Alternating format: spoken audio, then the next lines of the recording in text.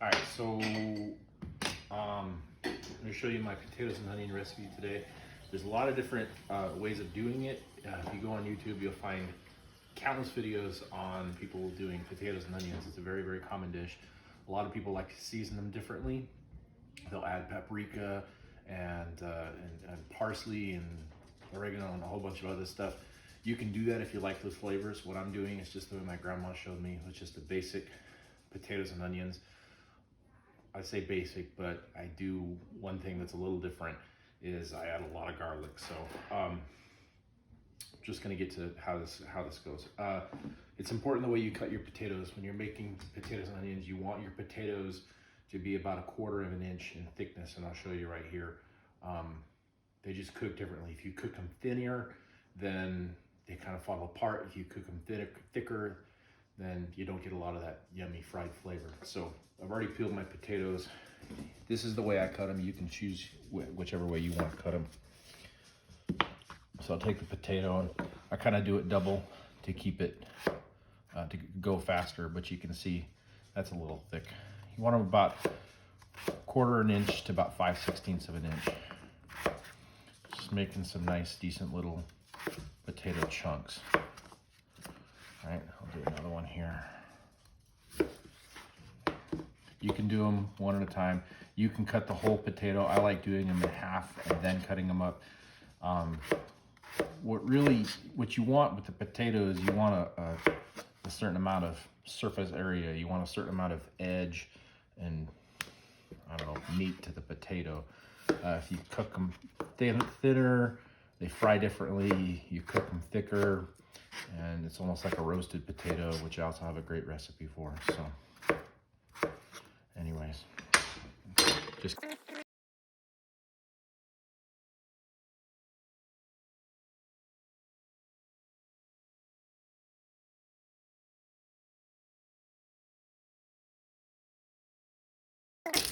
yeah. All right, so take that, cut it in half, and I'm going to use the whole onion.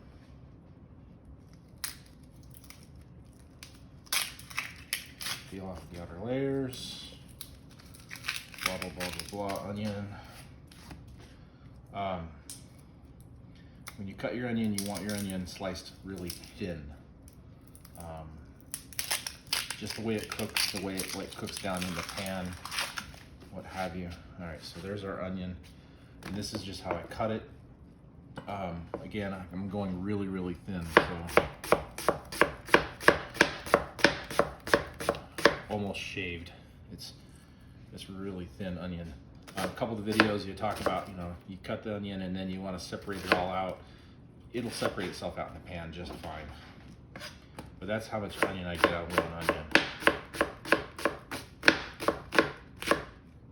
Throw away the root.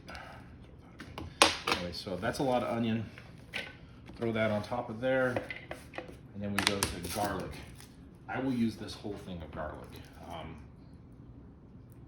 I consider this a clove. I don't know, maybe I'm wrong. Other people call just the one little thing a clove. I don't know. This is how I do it.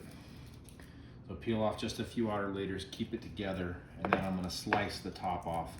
And basically that cuts all the tops off of the whole garlic clove. Now they all just kind of fall apart. And there's some nasty stuff in the middle. Let me just get rid of that. Separate out. I don't know how yellow this is. I don't know what's wrong with this garlic, but we're gonna use it.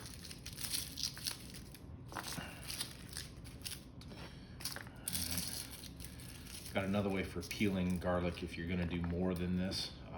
There's a way to put it into a container and shake it. Anyways.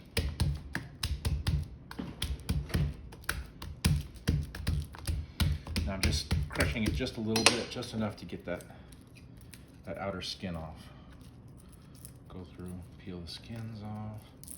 Yeah, this is a lot of garlic. If you buy the pre-minced garlic that you buy at the store, that's fine too. I like using fresh garlic. We usually keep a lot of it at the house. But if you use the store-bought wet garlic, you probably need about maybe 1.5 tablespoons to 2 tablespoons worth of garlic is what we're looking at here. don't spend a lot of time worrying about smaller, tiny, weird pieces. Just get them all out, get them all peeled. Some of them you might have to re-smash them too. They didn't come out. That one's not coming out. Don't worry about it. And when it's all said and done, I actually think I want more garlic. We'll see how that turns out.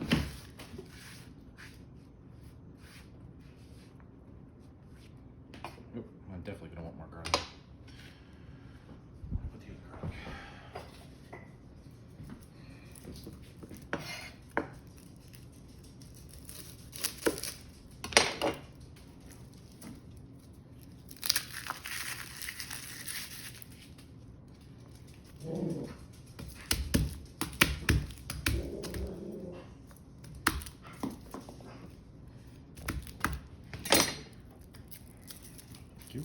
To my friend who I'm making this video for, you liked the way I made it and the way it tasted.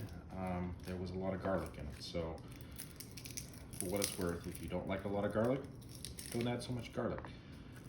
My family, well, the people in my family who eat this, they like a lot of garlic, so yeah, a lot of garlic.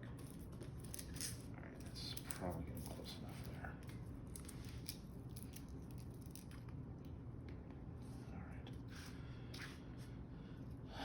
there. Okay, so mince that.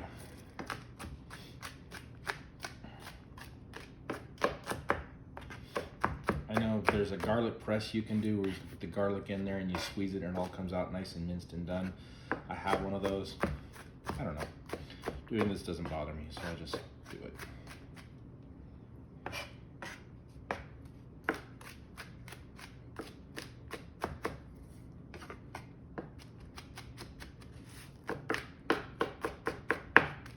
If you missed little bits of the garlic skin, just take them out if you see them.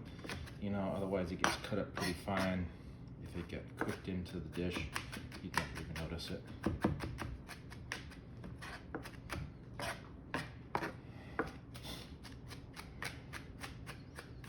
Use a bigger cutting board. Okay, put that right on top. That's it. So there's the start. All right, over here at the stove, I'm doing a lot. So I got a 12-inch, 14-inch fry pan.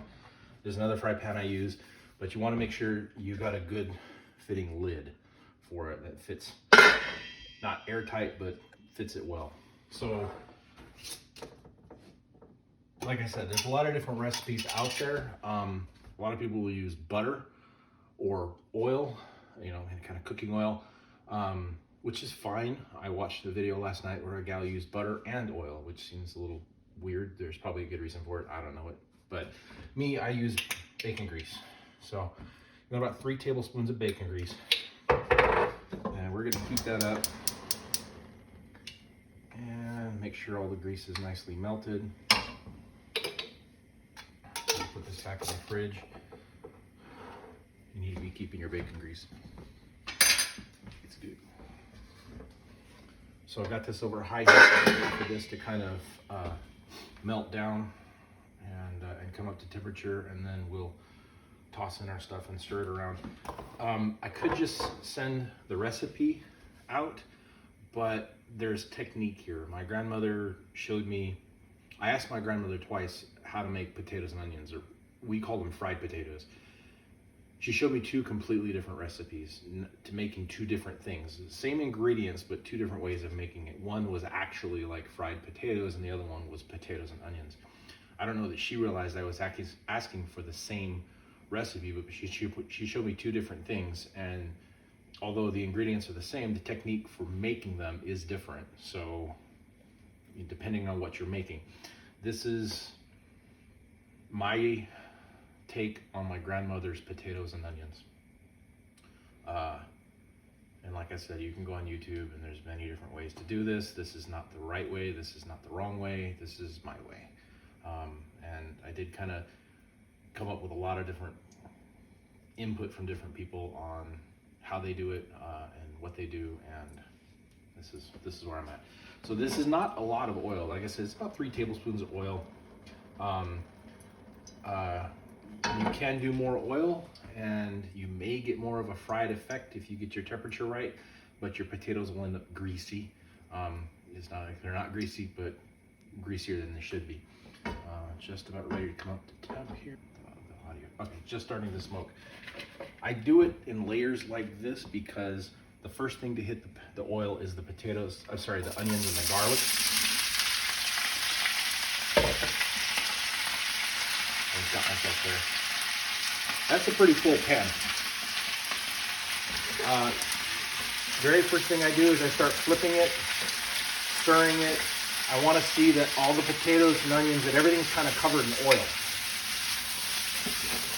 I'm making a mess. It's probably a bit more than it should have been. My daughter will be happy that I made enough for her. Yeah, I'm making a big mess. You basically just want everything kind of coated in oil. You want to start that initial fry. Just kind of get everything coated, everything mixed up. The garlic kind of disappears to the bottom, and that's okay. Get everything coated in oil. I still have this on high.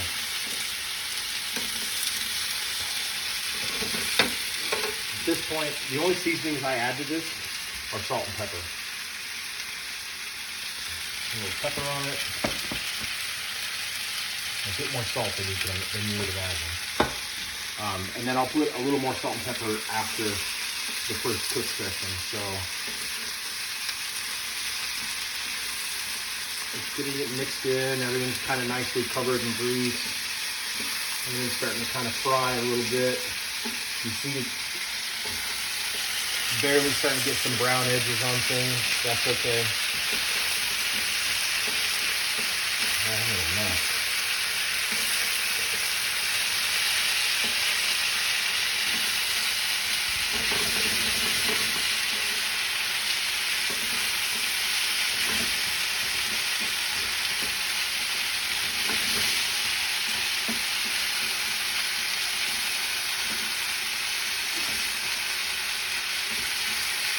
Just about the time you see brown edges and stuff starting to occur, we're going to cover it.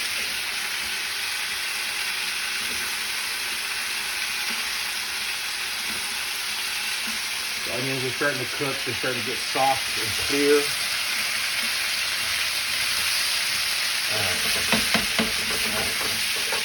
And cover it.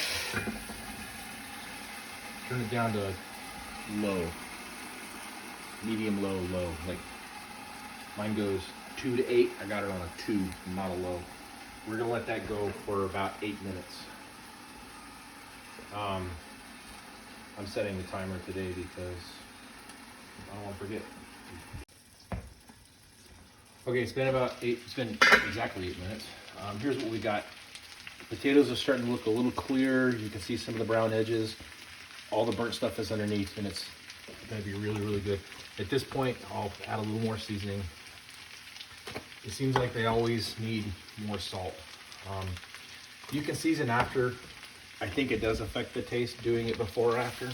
Yeah, you can just kind of stuck to the pan. Loosen that up a little bit.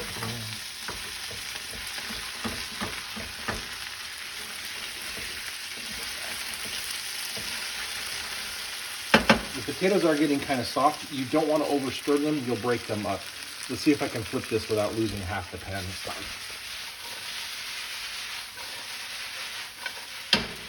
You see some of that color on the bottom.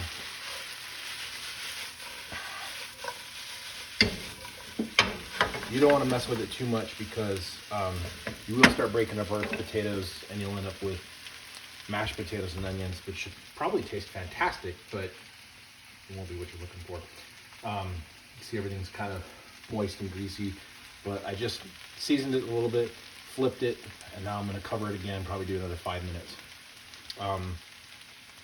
So here's a little controversy in my mind. I always cover twice.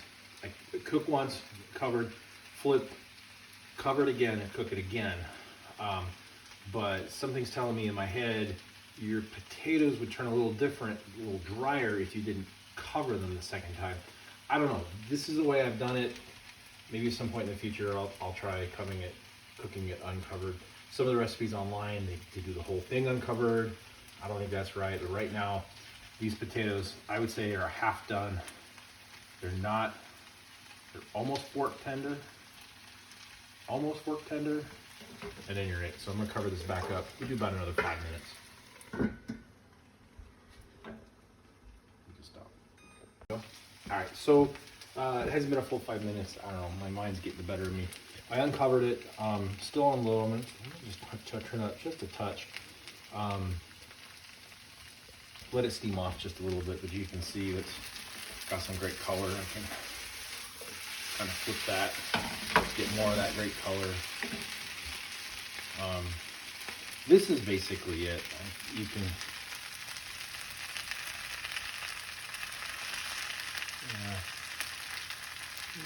there you go.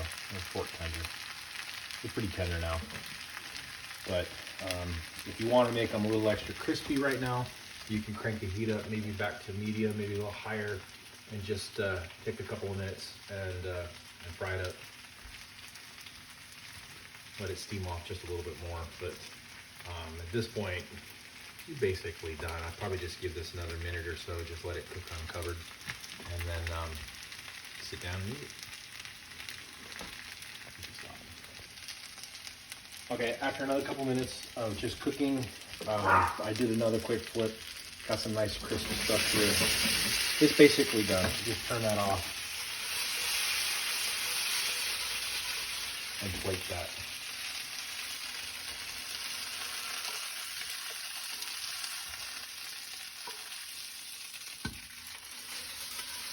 And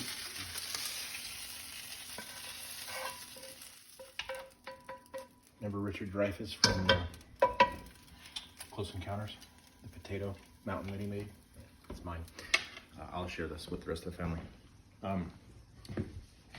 Good luck to you, Glenn, making this, and anyone else who tries it. And let me know what you think. Thank you.